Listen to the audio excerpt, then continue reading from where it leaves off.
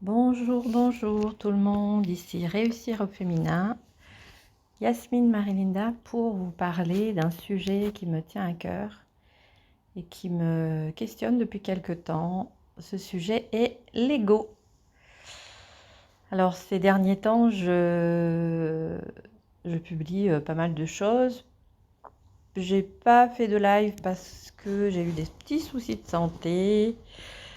Et je pense que le mois de mai a été difficile pour tout le monde, et moi j'ai vraiment lâché plein de choses. J'ai fait un niveau de soins énergétiques où en fait quand on fait ce genre de choses, ça nettoie. Et là j'ai fait vraiment un nettoyage de fond en comble. Du coup, le nettoyage de printemps pour le mois de mai, c'est pas mal. Alors, je vais vous parler un peu de l'ego parce que je pense que c'est quelque chose c'est un sujet qui touche l'humanité entière et qui, quand il est équilibré, ça amène la paix et la sérénité. Et quand il est blessé ou déséquilibré, eh ben, on peut aller jusqu'aux guerres. Donc, intérieur, extérieur, dans notre environnement direct ou même planétaire. Donc, je pense que c'est important de parler de ce sujet-là. Donc, la définition, c'est un nom donné au moi conçu comme sujet personnel dans une analyse de parenté, terme désignant le sujet pris comme référence à partir de qui se situent les liens d'alliance et de consanguinité. Nous avons tendance à penser que nous réussissons mieux lorsque nous cachons la personne que nous sommes réellement et que nous montrons au monde extérieur une image de nous lisse, exempte de peur ou de doute. Alors pour l'ego, la traduction usuelle en anglais américain du terme freudien « ich » que signifie aussi bien « moi » que « je ». Et comment vous dire ? L'ego désigne aussi la représentation de la conscience que l'on a de soi-même. Donc « je ». Certains disent que quand on entend « moi-je », c'est sauf qui peut, puisque c'est une personne qui est narcissique et qui a des failles et des blessures psychologiques. Bon, j'observe ça de temps en temps. Je pense que chacun, on a en nous des blessures cachées, enfouies, et on est plus ou moins doué à les maquiller par des masques, des comportements ou des choses qui correspondent à ce que la société attend de nous, à ce que notre cercle social, familial, amical ou même dans notre couple, donc on est capable de le cacher pour correspondre aux attentes de ce que les autres attendent de nous. Donc l'ego désigne la représentation et la conscience qu'on a de soi-même. Il est considéré soit comme le fondement de la personnalité, mais aussi comme une entrave à notre développement personnel. L'ego peut être une entrave à notre développement personnel. Mais pourquoi ? Mais pourquoi donc ?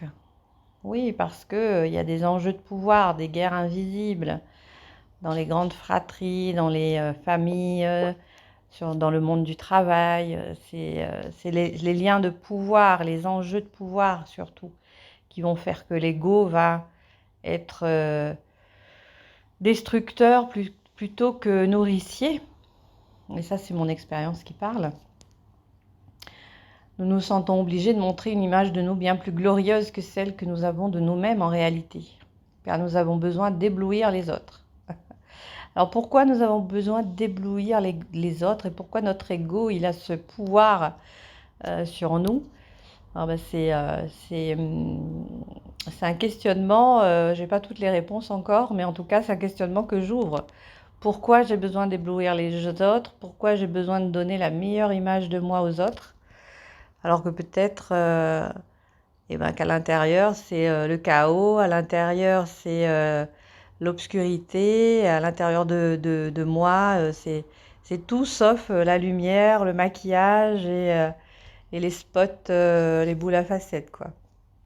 Or ce faisant, on enterre la personne que l'on est, en réalité ses rêves et ses aspirations, pour correspondre à ce que les gens attendent de nous. Donc un ego blessé par des humiliations ou échecs est dur à guérir. Donc chacun a son propre ego, sa propre histoire. Donc il y a des personnes qui sont chanceuses et qui ont un ego nourricier, solide, parce qu'ils ont une histoire qui est sereine. Et puis d'autres, c'est plus difficile parce que l'histoire est plus chaotique, surtout au niveau de l'enfance et de l'adolescence. Donc un ego blessé par des humiliations ou échecs est dur à guérir, que cela nous donne un sentiment d'infériorité lorsque nous sommes auprès d'autres personnes. Pourtant, nous pouvons apprendre à dépasser ces moments qui nous tirent vers le bas et qui nous pèsent et nous font sentir vulnérables. La vulnérabilité dans l'humanité, moi j'adore cette notion d'être vulnérable. Moi je l'ai comment dire, touchée il y a quelque temps où j'ai dû lâcher la carapace pour être moi-même. Et c'est intéressant parce que ça soulage, on peut lâcher quoi, se dire voilà, c'est pas grave, je me suis trompée, j'ai pas été à la hauteur de ce que je me suis fixé moi-même comme auteur parce que je voulais éblouir tout le monde, faire en sorte d'être admiré. Donc là, l'ego, il est puissant quand on veut être admiré, briller. Alors on peut briller, mais peut-être briller sans rien faire, c'est possible aussi. Que de prouver par des arguments, des je suis ça, je suis ci, je suis là. Alors que juste être et exister, ben, ça permet de briller par juste l'existence de notre âme en fait. On peut tomber, se relever sans cesse, et même comme ça, c'est même comme ça que l'on apprend. Ouais. Oui, pour les enfants, on dit que c'est en tombant qu'on apprend à marcher. Et bien dans la vie d'adulte, ça continue, dans la vie spirituelle, ça continue, dans la vie professionnelle, ça continue, dans l'entrepreneuriat, ça continue. L'échec, c'est une vraie source de succès. L'échec, c'est une source de succès. Et selon l'ego, en tout cas, selon l'état de l'ego que l'on a, la réalisation de l'échec pour aller vers le succès va être salvateur. Si on a un ego équilibré, l'ego va tirer de leçons, se dire ah, ben, c'est une expérience qui me fait grandir. Un ego blessé sera plus soupolé, dire ah, ben, j'ai tout raté, j'arrête tout, c'est fini. Et déséquilibrer complètement l'expansion, alors que ceux qui ont un ego soigné, équilibré, seront plus dans quelque chose dans la construction. Voilà, c'est step by step. Je monte marche après marche, je redescends de marche. Mon ego en prend un coup, c'est pas grave, je souris, je le prends bien et puis je continue à avancer. Donc c'est important d'avoir ces notions pour se dire que se tromper, c'est pas grave. Et que la honte qui est générée par un ego blessé peut être juste acceptée, accueillie comme un petit enfant qui pleure et puis qui reparte en pleine forme dans sa créativité pour le jeu.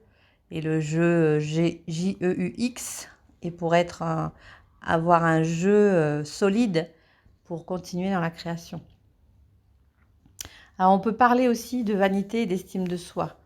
Donc la vanité, c'est mettre mon moi au premier plan par crainte d'être blessé, de perdre de sa superbe, de son panache, de sa belle image. Or, on dit souvent que mieux vaut être heureux que d'avoir raison. En ce sens, mettre son ego de côté, c'est non seulement accepter que les autres voient nos failles, mais aussi qu'ils s'en servent pour ne pas faire les mêmes erreurs. Donc là, on parle d'inspiration, d'exemplarité. Voilà, la vulnérabilité dans l'humanité, pour moi, c'est ça. C'est je suis capable de dire que j'y arrive pas, je suis fatiguée. Et c'est pas grave. Je suis pas au top, et c'est pas grave. Je suis vivante, je respire. Je suis en bonne santé plus ou moins selon les périodes. Et j'avance. Et d'incarner comme ça la vie réelle, ça permet aux autres, ou en tout cas aux personnes que l'on aime, de voir que c'est possible d'avoir de la faiblesse et aussi d'être complètement solide sur ses jambes. De plus, préserver son ego ne signifie pas nécessairement avoir confiance en soi. Au contraire, c'est en apprenant à mettre son ego de côté et en s'acceptant pleinement dans ses défauts et ses qualités et ses forces et ses fragilités que l'on peut avoir pleinement confiance en soi. De la même manière, mettre son ego de côté ne signifie pas écraser son estime de soi. Alors, estime de soi, c'est voilà, je m'aime, je prends soin de moi, je me respecte, je sais dire non, je fais preuve d'assertivité, ou en fait dans le non, je mets des limites et j'accueille aussi l'autre en étant en phase avec mes besoins, en fait. Justement, cela signifie accepter que l'on n'est pas parfait, que l'on ne peut pas être toujours la meilleure version de nous-mêmes et que ce n'est pas grave si les autres voient cette version. Nous devons être conscients qu'en même mettant notre ego au premier plan et en ne pensant qu'au moi, nous engageons une bataille qui est de toute façon perdue d'avance. Quand on essaye de cacher nos faiblesses, on peut finir par nous porter préjudice et s'affaiblir. Nous mentons à nous-mêmes et aux personnes qui nous sont précieuses. Mettre sa vanité de côté, c'est aussi comprendre que le passé ne doit pas toujours avoir d'influence sur notre présent. C'est pardonner, c'est accepter que l'autre a fait une erreur, que soi-même on a fait une erreur et que la vie, elle est faite de lumière et d'obscurité. C'est aussi comprendre que peu importe que nous ayons eu tort ou raison, par le passé, ce qui importe est de donner du sens à sa vie ici et maintenant. Alors je continue sur l'ego blessé, qui ne nous tue pas, bien au contraire, nous luttons chaque jour pour que notre vanité ne soit pas blessée. Or, nous devons laisser cette vanité perdre la bataille pour pouvoir reprendre sereinement la barre de notre vie. Dernièrement, j'ai dû m'arrêter de travailler, je suis salariée, et je vous assure que mon ego en a pris un coup quand j'ai vu le médecin et qui m'a dit il faut vous arrêter là. Et j'étais pas d'accord, je voulais pas m'arrêter. Je me sentais responsable des gens avec qui je travaillais, je me sentais responsable des projets que je portais, je me sentais responsable d'une centaine de personnes qui avaient besoin d'être formées sur divers sujets. Et en fait, je voulais pas accepter que j'étais faible en fait. Et j'ai dû m'arrêter quand même. Donc mon ego en a pris un sale coup. Je suis chez moi, je fais des podcasts et je prends un traitement qui fait que je suis obligée d'accepter que je suis humaine et que des fois le corps il lâche et qu'il a besoin d'être soigné. Mon Dieu, merci les médicaments qui existent pour nous soigner. Merci mon Dieu. Les soins énergétiques, c'est aussi bien, mais c'est pas suffisant parfois quand le corps physique il est touché en profondeur. Donc voilà, si nous essayons toujours d'être parfaits comme il faut à nos yeux et à ceux des autres, notre vie finira par nous passer sous le nez. Et ouais, c'est la fin en fait, c'est la maladie, c'est le... Alors, il y a 15 jours, j'étais en Corse et je disais sur un post, la maladie, c'est le mal à dire. Professionnellement, moi, j'avais du mal à dire que ça faisait trop, je faisais trop de travail. J'avais encaissé trop de coups dans le travail et en fait, et mon corps, il a dit stop. Et justement, quand j'étais en vacances, c'est-à-dire qu'il a mis l'alerte maximale en disant ça suffit, tu as besoin, Yasmine, de te reposer. Voilà, nous n'avons pas besoin d'être parfaits face aux autres, face à nous-mêmes, et le monde peut nous voir comme nous sommes réellement. Donc là, je vous livre ce que je suis en train de vous livrer, parce que je pense que c'est le lien avec l'ego. Comment on illustre ça? Comment on essaye de dire que nous n'avons pas besoin d'être parfaits, que nous avons des défauts. En ce moment, je ne peux pas vous faire de vidéo parce que je fais une greffe d'os. Il me manque une dent. Alors, si j'étais courageuse, j'aurais pu vous faire la vidéo avec la dent qui me manque, mais je n'ai pas ce courage. Bon, je n'ai pas le courage d'être nature à 100%, donc je passe par le podcast. Donc, ceux qui écouteront jusqu'au bout, j'espère que vous rigolerez. Et donc, en fait, nous essayons chacun de mener notre barque comme nous le pouvons, avec nos succès, nos échecs. Nous sommes tous imparfaits. Et c'est cela qui fait que l'humanité est riche. Mais oui, si on était tous parfaits, bien maquillés, avec le corps des magazines, le photoshopage, pas une tache, pas un bouton, pas une cellulite, pas une vergeture, pas une dent cassée, euh, tout parfait comme la magie de Photoshop. Ben, on s'emmerderait, hein, je pense, hein, pardon pour l'expression. C'est en comprenant que l'ego que nous plaçons sur un piédestal n'est pas indispensable que nous pourrons acquérir confiance et estime de nous-mêmes, estime de soi. Mettre son ego de côté, c'est aussi enterrer les vieilles colères, les humiliations qui ressortent de temps à autre. Ouais, les vieilles humiliations, les vieilles colères qui nous viennent des parents, des frères et sœurs, des amis, des collègues de travail. Et se dire, oh, mais c'est pas grave. Alors j'ai une image que j'avais eue dans un livre, je sais plus lequel, où en fait le lâcher prise. Alors j'adore cette image. C'est comme si on prenait un crayon dans la main par rapport à une histoire qui nous a vraiment touché, énervé, fatigué. On prend ce crayon, on pense à cette expérience difficile et puis on lâche le crayon comme si on lâchait l'expérience difficile. Essayez de faire ça. Ah bah dis donc, ça fait du bien, je vous assure, hein. Voilà, j'ai eu une dispute avec mon mari. Oh là là, je rumine. Et en fait, on pense à cette histoire, on prend le crayon en se disant que c'est l'histoire qu'on a eue et qu'on rumine, et on la lâche. Bah, l'histoire, le crayon, il tombe. Et l'histoire, il tombe, le lapsus que j'ai fait. Donc voilà, c'est mettre son ego de côté, c'est enterrer de vieilles colères et humiliations qui ressortent de temps à autre et qui nous empêchent de vivre et qui n'existent plus pour personne, sauf dans notre propre mémoire. Donc il ne s'agit pas de se confronter à la rancœur, mais juste d'accepter nos moments de faiblesse et de comprendre qu'ils font partie de la vie. Donc voilà, c'était la partie pour l'ego et pour le lâcher prise, pour mettre son ego de côté. Alors en continuité, donc ça je l'ai retrouvé aussi dans l'Express. Ce que je vous ai commenté juste avant, c'est sur psychologie.com, hein, vous pouvez retrouver ça. Là, l'ego, pour la partie humaine de l'homme qui s'oblige à tout ramener à lui. Tout humain est attiré inéluctablement par tout le système mis en place par l'ego.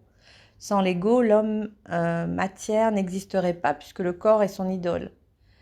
Donc avez-vous remarqué que presque personne ne parle de l'ego? Ben oui, moi j'en parle. La raison est simple, si l'on en vient à parler, les gens pourraient prendre conscience de leur dépendance et pourraient avoir envie de devenir un peu moins dépendants. Donc donc l'ego, c'est quelque chose qui nous rend dépendants. Donc, et prendre conscience de l'ego, ça nous rend libres. Alors prenez conscience de votre ego. Ça veut dire que vous lâchez les choses, que vous vivez la vie, que la vie est belle, que vous vous détachez des choses qui vous paraissent hyper importantes. Alors ça peut être les réseaux. Aujourd'hui, c'est les réseaux sociaux, ouais, franchement. Bah, le confinement pendant 1 an, c'est clair que c'est devenu, ça a changé la vie. Instagram, Facebook, qu'est-ce qu'il y a d'autre? LinkedIn. Alors là, je publie sur Instagram, mais bon, dans la journée, il y a 24 heures, on n'est pas tout le temps connecté. Il y a les repas entre amis, les repas en famille, le jardinage, la plage, les voyages, l'amour, le sexe, la nourriture, les rires. Il y a bien d'autres choses qui se passent sur les réseaux sociaux. Donc, vivez la vie. Après, aujourd'hui, Instagram, c'est un moyen, un outil qui permet de faire du marketing, de partager des choses, de rigoler, de ne pas se prendre au sérieux. Donc, laissez aux outils des réseaux sociaux la seule valeur qu'ils ont. Mais votre vraie valeur à vous, c'est tout autre chose qu'un réseau social et qu'un programme ou qu'un système qui enferme, au contraire. Alors, il y a différentes pistes de réflexion. Alors, il y a l'écrivain et guide spirituel Arnaud Desjardins a donné un jour enseignant cette définition de l'ego. L'ego, c'est quand on reçoit une photo de groupe, de tout de suite regarder comment on se trouve. Ah, c'est trop bien. Donc voilà, donc regardez-vous et comment vous vous trouvez. Dites-vous que vous êtes beau avec ou sans dents, avec une jambe ou sans jambe, avec 10 kilos en plus ou avec 10 kilos en moins, avec des rondeurs, avec la maladie qui vous ronge à l'intérieur ou sans maladie. Il y a plein de choses. Moi, j'ai un membre de ma famille qui vient d'apprendre qu'elle a une maladie grave et moi, ça me touche et je suis à 10 000 kilomètres, ça me touche. Ça me touche parce que je l'ai pas vue grandir, c'est ma petite sœur et je sais elle est en train de se battre contre quelque chose qu'on appelle le cancer. Et donc voilà, c'est comment je me trouve, comment je m'aime, vivez la vie et soyez dans la réconciliation avec votre propre jeu, votre propre ego. Soignez-le, donnez-lui de l'amour, donnez-lui des soins, donnez-lui un bon resto, donnez-lui un bon câlin. Dites-vous à vous-même, bah, je t'aime en vous regardant dans le miroir et puis faites autre chose. Faites quelque chose qui va vous remplir d'amour pour vous-même. Voilà, donc je vous souhaite de plein de bonnes choses en ce dimanche 6 juin. Donc le 6 juin, 6-6, je l'ai lu quelque part tout à l'heure, que c'est le jour où on peut faire plein de vœux. Moi, je fais le vœu que chaque personne qui écoutera ce podcast rigolera de mes chutes, de, de mes, comment dire, de mes bégaiements et qui se trouvera allégé par le fait que de se tromper et, et d'être vulnérable, c'est quelque chose de beau et c'est l'humanité. Je vous embrasse, c'était Réussir au féminin, Yasmine Floricourt. Bisous à tout le monde.